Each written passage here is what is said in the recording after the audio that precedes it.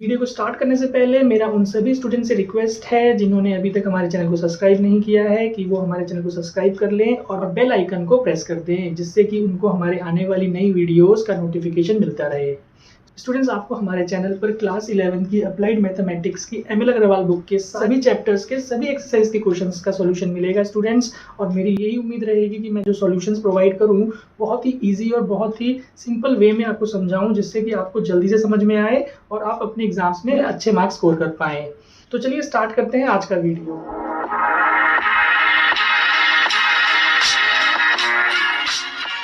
Hello students, आज हम class 11th का अप्लाइड मैथमेटिक्स की एमएल अग्रवाल बुक से चैप्टर 3 पढ़ने जा रहे हैं स्टूडेंट्स। चैप्टर 3 का नाम है क्वांटिटेटिव एप्टीट्यूड। और स्टूडेंट्स, ये बहुत ही इंपॉर्टेंट चैप्टर है आप लोगों के लिए। ये इंपॉर्टेंट सिर्फ आप लोगों की 11th या 12th की पढ़ाई के लिए ही नहीं है स्टूडेंट्स, ये बल्कि आप जो हायर स्टडीज़ करेंगे वहाँ पे भी ये यूज़फुल होगा। स्टूडेंट्स, आपको अभी आगे फ्यूचर में काफ़ी कॉम्पिटिटिव एग्जाम्स देने पड़ेंगे, काफ़ी एंट्रेंस एग्जाम देने पड़ेंगे। उन कॉम्पिटिटिव एग्जाम्स में क्वांटिटेटिव एप्टीट्यूड एक बहुत ही इंपॉर्टेंट टॉपिक होता है स्टूडेंट्स।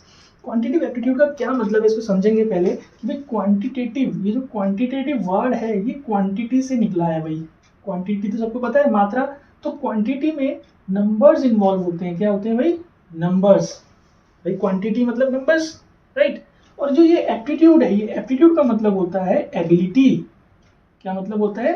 एबिलिटी, और वी कैन से स्किल, कि भाई आपके अंदर कितनी योग्यता है, नंबरों को सॉल्व करने के लिए आपके पास कितनी एबिलिटी है, स्किल है, वो जांचा जाता है क्वांटिटेटिव एप्टीट्यूड में। और सीबीएसई का ये बहुत अच्छा मूव है कि जो क्वांटिटेटिव एप्टीट्यूड है ये उन्होंने 11th क्लास की अप्लाइड मैथमेटिक्स में डाला, क्योंकि मेरी 9, 10, 11, 12 में जो स्टडीज होती है वहाँ पे क्वांटिटेटिव एप्टीट्यूड बहुत कम यूज होता था स्टूडेंट्स उनकी स्टडीज में।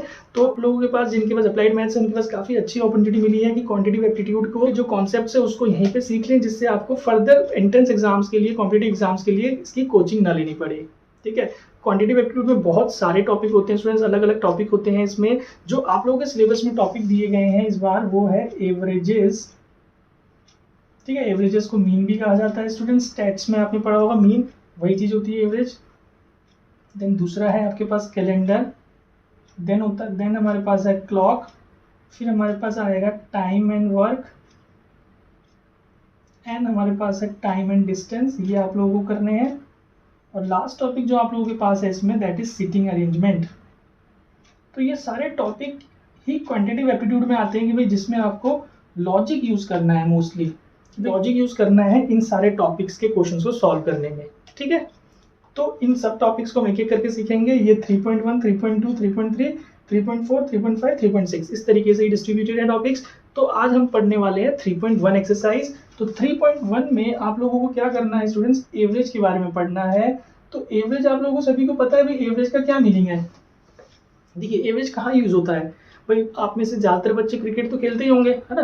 तो क्रिकेट में जब एक बैट्समैन बैटिंग करने आता है तो आप देखते होंगे एवरेज दिखाते हैं उसका, है ना। लाइक अगर मैं विराट कोहली की बात करूँ तो एवरेज उसका अराउंड 50 से अबव है। तो इसे क्या मतलब है भाई, उसकी एबिलिटी इतनी है कि वो 50 रन स्कोर कर सकता है एक मैच में। हालांकि वो सारे मैच में नहीं करता, है ना। किसी मैच में 10, 20, किसी में डक में आउट होता है। बट एवरेज एवरेज हमें बताता है कि उसकी कितनी एबिलिटी है। राइट, समझ में आ रहा है। देखिए इसका फॉर्मूला मैं लिख देता हूँ। फॉर्मूला आप लोगों ने अगली क्लासेस में भी पढ़ा हुआ है। Average is equal to sum of all observations divided by total number of observations. ठीक है भाई, बस यही फॉर्मूला लगेगा और सारे क्वेश्चन सॉल्व होंगे। एवरेज को मीन भी कहा जाता है, जिसको हम ऐसे भी लिखते थे, mean is equal to sigma xi upon n। ठीक है, xi का मतलब होता है जो टर्म्स हमें दी जाएंगी, जो ऑब्जर्वेशन दी जाएंगी, और n मतलब टोटल नंबर्स। ठीक है भाई, तो इस फॉर्मूले को नोट कर लीजिए। 3.1 एक्सरसाइज में यही फॉर्मूलेज हमारे को यूज होंगे स्टूडेंट्स। तो चलिए स्टूडेंट्स, एक्सरसाइज 3.1 का सॉल्यूशन सॉल्व करते हैं। आई होप कि आप सभी के पास बुक्स होंगी। जिनके पास बुक नहीं है उनके लिए एक्सरसाइज 3.1 का मैं स्क्रीनशॉट दे रहा हूँ यहाँ पे। आप इस स्क्रीनशॉट से क्वेश्चंस को नोट कर लीजिए एंड देन आप फिर एक्सरसाइज सॉल्व कर सकते हैं। ये फर्स्ट क्वेश्चन पढ़ते हैं। Find the mean of first 12 natural numbers. कि भाई हमें फर्स्ट 12 नेचुरल नंबर्स का मीन निकालना है। तो भाई एवरेज इज इक्वल टू, आप फॉर्मूला लिख लीजिएगा, sum of all observations upon total number of observations. Right, तो भाई सम ऑफ 12 क्या होगा, 1, 2, 3 से लेकर के 12 तक डिवाइडेड बाई 12, यही तो होगा ना। अब देखिए प्लस, आप या तो इसको सिंपल प्लस कर सकते हैं, बट आपको बहुत सिंपल सा तरीका बताता हूँ कि आपको ये सम करना है। तो ये भाई 1 2 3 4 ये एक एपी बन रही है 1 से 12 तक। तो एस एन का फॉर्मूला आपको ध्यान था, एस एन क्या होता था, n/2 a plus A N, ऐसे लिख सकते हैं फॉर्मूला। तो n हमारा यहाँ 12 है, 12/2 1 + 12, तो भाई ये हो गया 6, 13 × 6 78, 8 इसका सम हो गया डिवाइडेड बाई 12। तो आप इसको डिवाइड कर लीजिए, आपके पास आ जाएगा 72 6.5 इसका आंसर आ गया स्टूडेंट्स। ठीक है, आई होप बहुत सिंपल सा क्वेश्चन था, क्लियर होगा। नाउ सेकंड क्वेश्चन देखते हैं, find the average of first 7 odd primes. भाई ऑड प्राइम नंबर्स क्या होंगे बताइए, सेकंड का solution. Average is equal to 7 odd prime में आपका 3 5 7 11 37 11 13 17 19 डिवाइडेड बाई 7। ठीक है, तो मैंने ये 7 ऑड प्राइम्स नंबर लिख दिए हैं। भाई ऑड प्राइम का मतलब ऑड भी होने चाहिए, प्राइम भी होने चाहिए। 1 नहीं आएगा क्योंकि भाई 1 प्राइम नंबर नहीं होता। उसके बाद देखिए 3 5 7 ऑड प्राइम है, फिर 9 नहीं आएगा क्योंकि 9 ऑड तो है बट प्राइम नहीं है। ठीक है, 15 नहीं आएगा, और ये जो नंबर्स हो गए हमारे क्या हो गए भाई, ऑड प्राइम्स। 7 ऑड प्राइम मैंने लिख लिए, इनको आप ऐड अप कर लीजिए, ऐड करके जो इनका सम आ गया 75 डिवाइड बाई 7। भाई आप डेसिमल में भी कर सकते हैं, बट डेसिमल में ये प्रॉपर कटेगा नहीं, तो इसको मिक्स फ्रैक्शन बना देते हैं लाइक दिस। ठीक है जी, ये हमारा सेकंड आंसर हो गया। आई होप क्लियर होगा स्टूडेंट्स। नाउ थर्ड क्वेश्चन देखते हैं, find the mean of the positive factors of 24। तो भाई आप पहले फैक्टर्स ऑफ 24 लिख लीजिए। भाई फैक्टर्स ऑफ 24 का मतलब 24 किस किस के टेबल में आता है, 1 2 3 4 5 में नहीं आएगा, 6 7 8 9 10 8 में आएगा भाई, 9 10 11 12 24। भाई ये पॉजिटिव फैक्टर्स हो गए, तो एवरेज इसका क्या हो गया, इनको आप सम कर दीजिए। ठीक है ना जी, कितने बने, 1 2 3 4 5 6 7 8, तो भाई इनका सम देखिए क्या आ रहा है, सम आ गया 60, 60 अपॉन में 8 इसको डिवाइड कर देंगे 7.5। तो क्लियर होगा स्टूडेंट, बहुत इजी क्वेश्चन है स्टार्टिंग के। नाउ फोर्थ क्वेश्चन देखते हैं स्टूडेंट्स, मैं रीड कर रहा हूँ क्वेश्चन को। 5 people were asked about the time in a week they spent doing social work in their community. They replied 10 7 13 20 and 15 hours respectively. Find the average time in the week they would। भाई question बड़ा लंबा दिया था, but है तो बहुत simple. क्या करना पड़ेगा, जो टाइम आपके पास इन्होंने दे रखे उनको आप प्लस कर दीजिए। भाई एवरेज ही तो निकालना है, तो भाई क्या क्या है, 10 + 7 + 13 + 20 + 15 डिवाइडेड बाई 5 कर दीजिए प्लस। 35 48 58 58 एंड 7 65, तो ये आ गया 13 आवर्स। ठीक है जी, जहाँ पे यूनिट होगी क्वेश्चन में वो मेंशन कर देंगे। अभी तक इन क्वेश्चन में भी यूनिट की जरूरत नहीं पड़ी थी 1 2 3 में। ठीक है, आई होप आपको क्लियर होगा क्वेश्चन। तो क्वेश्चन 5 का सोल्यूशन देखिए, इसमें मीन आप लिख लीजिए पहले। मीन आपके पास है 17.5। तो मीन कैसे निकलता है, सम ऑफ ऑब्जर्वेशंस आप लिख लीजिएगा पहले, sum of observations divided by number of observations equal to 17.5। उसके बाद जो ऑब्जर्वेशंस है मैं वो प्लस पुट कर दे रहा हूँ, 14 + 9 + 23 + 25 + 10 + x बाई सिक्स ऑब्जर्वेशन को x ले लेना है हमने, डिवाइडेड बाई 6 इक्वल टू 17.5।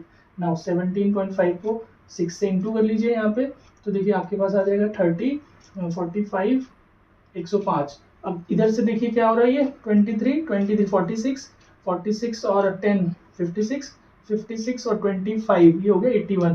तो 81 को इधर ले जाके माइनस लीजिए, तो x का वैल्यू हमारा देखिए यहाँ पे आपको 81 प्लस, यहाँ पे 81 + x लिखना है। x की वैल्यू जो आ जाएगी आपके पास कितना आ जाएगा 424। तो ये हमारा आंसर हो गया भाई क्वेश्चन नंबर 5 का। ठीक है स्टूडेंट्स, आ रहा है समझ में। नाउ क्वेश्चन नंबर 6 देखते हैं। The average of 25 observations is 27।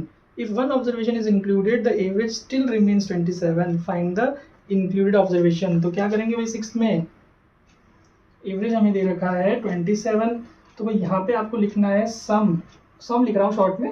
ठीक है, सम अपॉन हमारे पास कितने ऑब्जर्वेशंस का था, 25 ऑब्जर्वेशंस का था। तो सम इज इक्वल टू 27 × 25 हो गया। इसको फर्स्ट इक्वेशन लिख लेंगे। नाउ न्यू एवरेज भी 27 ही है, लेकिन अब यहाँ पे क्या हुआ, सम अपॉन 26 हो गया। क्यों भाई, एक नंबर ऐड कर लिया, लेकिन ऐड करने पे उसका एवरेज नहीं बढ़ा, तो यहाँ पे आप न्यू सम कर सकते हैं। तो new sum is equal to 27 - 26। तो बताइए जो ऑब्जर्वेशन इंक्लूड की गई उसको कैसे निकालेंगे, भाई इन दोनों को आप माइनस कर दीजिए, observation included is equal to new, यहाँ इंटू होगा new sum minus old sum. तो देखिए यहाँ से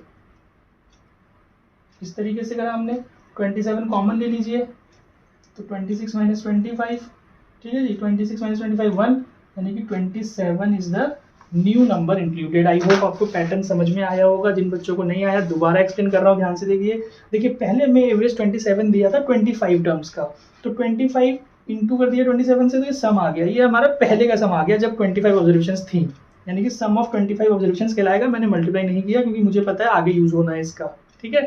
अब हमने क्या किया, न्यू एवरेज लिखा।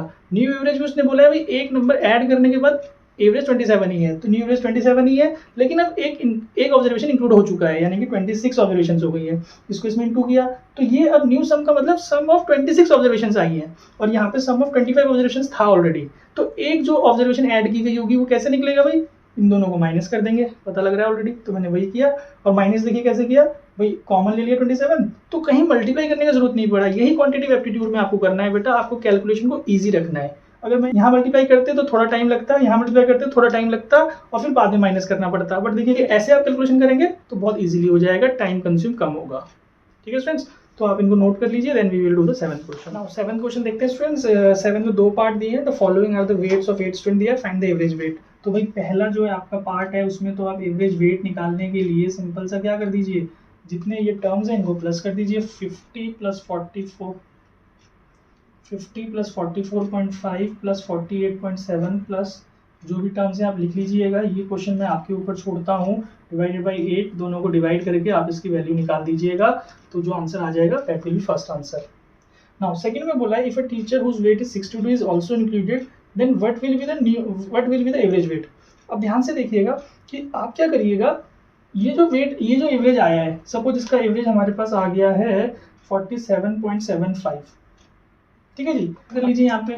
तो आप देखिए जब न्यू एवरेज निकालेंगे सेकंड पार्ट में, तो भाई जो इनका सम आ रहा था उसमें आप प्लस कर लीजिएगा 62 और डिवाइड बाई 9 कर देना है आपको।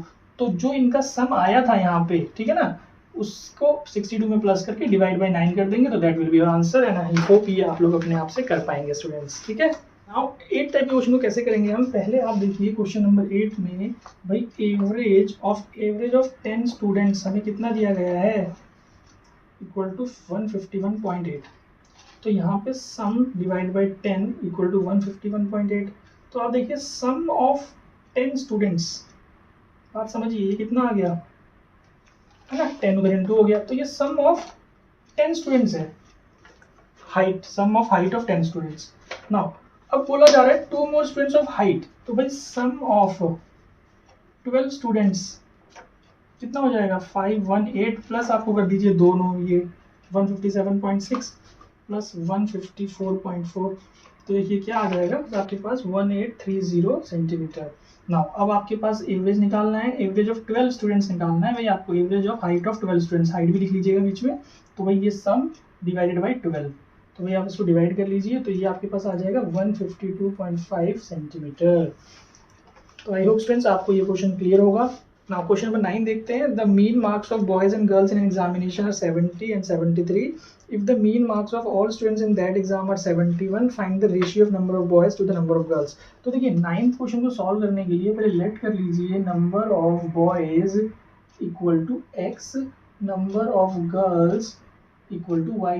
तो हमें मीन ऑफ बॉयज कितना दिया गया है भाई, देखिए मीन ऑफ बॉयज हमें दिया गया था 70, तो यहाँ पे सम अपॉन में x इक्वल टू 70, तो सम हमारा हो गया 70x, मतलब ये सम ऑफ बॉयज है, ध्यान रखिएगा। मीन ऑफ गर्ल्स ये हमें दिया गया था 70, ये हमें दिया गया था 73, तो भाई इसमें जो आएगा सम अपॉन में y इक्वल टू 73, तो सम हमारे पास आ गया 73y।